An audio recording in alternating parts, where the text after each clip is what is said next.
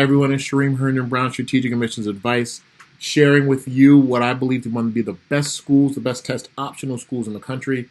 All week, all month, we'll be exploring test optional schools, particularly as we go through the COVID-19 pandemic. I want to share with students that in this year, I do not think, no, many schools will not be considering standardized testing as part of the admissions process. Certain schools have been doing it for a long time. Certain schools are new to this.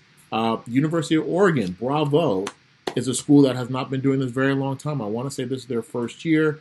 I may be off on that, but regardless, University of Oregon is a test optional school, and I'm so happy that a school of this size, almost 20,000 kids, one of the flagship university of the state of Oregon on the West Coast, Pac-12 athletics, well-funded school by Nike founder Phil Knight, an incredible and gorgeous university is test optional. What does that mean? Test optional means that in the admissions process, standardized testing will not be factored in. That means that students will be allowed to be seen holistically, or their applications will be read holistically by their grades, their essays, their recommendations, and standardized testing will not be a primary function of their application process. So, University of Oregon, as you can see, so that you know that I'm not telling a fib, yes, it just began this year. Effective for the applicants for fall 2021, submitting scores for SAT or ACT is now optional for admission. So again, this is brand new, hot off the press, and I'm really excited. I've been getting a lot of information about a lot of schools that have been doing this now, given that we're in this very historic time where many of us just don't have, or students don't have the time, ability, wherewithal to kind of digest everything from an emotional standpoint, academically, and personally, to really handle these tests right now. So I hope many more schools will follow Oregon's lead and be test optional. But they have a test optional FAQ page, which we can quickly review. So they're no longer effective for the fall. Again, like we don't want the stress of taking the test to be replaced by the much stress, especially during a time of COVID-19. Again, the sensitivity to this issue is what I applaud Oregon for.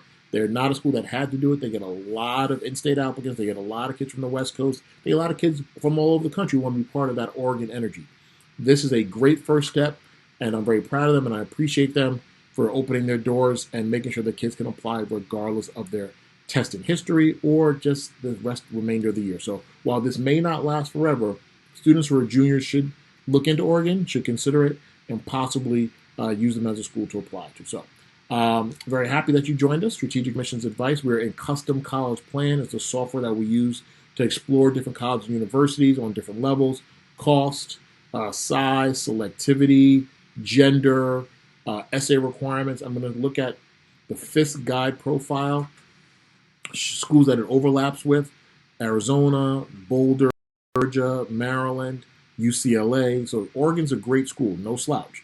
I hope that you will consider Oregon. If you're looking at a big, large university and you want to be part of that work hard, play hard environment in college and part of that ESPN phenomenon of college game day football or basketball, please consider Oregon. It's a really, really great school, and I'm applauding it today because it's one of the best test optional schools that I know of. So we hope that you found this helpful. Check us out at Strategic Admissions Advice, and we'll see you soon.